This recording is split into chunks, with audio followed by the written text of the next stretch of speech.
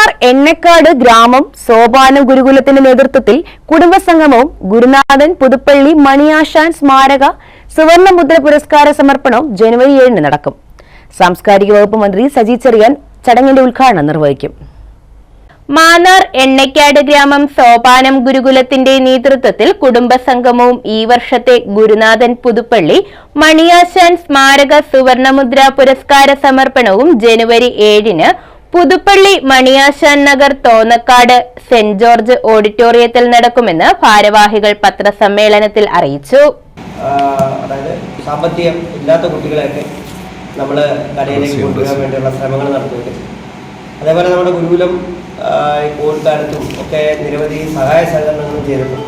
ഈ വർഷം വീണ്ടും അതിന് പുനരാരംഭിക്കാനും അതേപോലെ കേരളത്തിലെ അറിയപ്പെടുന്ന കലാകാരന്മാർ ആദരിക്കുവാനും വേണ്ടി കൂടെയാണ് നമ്മുടെ ഈ ഒരു കുടുംബ സംഗമം സംഘടിപ്പിക്കുന്നത് ഈ വർഷം മുതൽ. അപ്പോൾ അതിൻ്റെ തുടക്കം എന്നോണം നമ്മൾ തൃശ്ശൂർ സ്വദേശിയായിട്ടുള്ള തായമ്പകയിൽ വളരെയധികം ഗുരുസ്ഥാനത്ത് നിൽക്കുന്ന ഇരിഞ്ഞപ്പുറം ബാബു എന്ന് പറയുന്ന ആശാന് ഏകദേശം 25,000 രൂപ വിലമതിക്കുന്ന സ്വർണ്ണപ്പതക്കത്തോടുകൂടിയാണ് ഈ വർഷം നമ്മൾ ആദരവ് കൊടുക്കുന്നത്.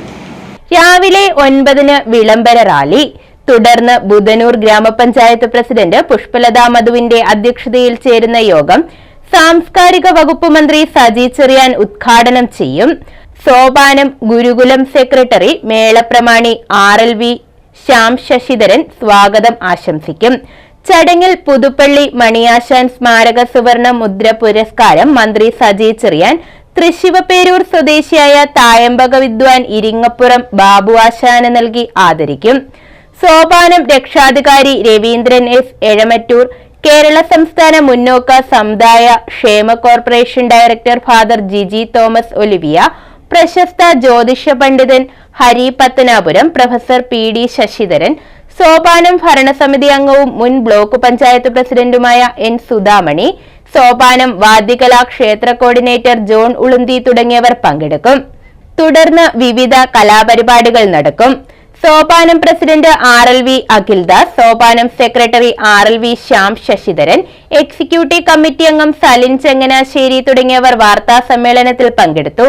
News bureau, Mannar.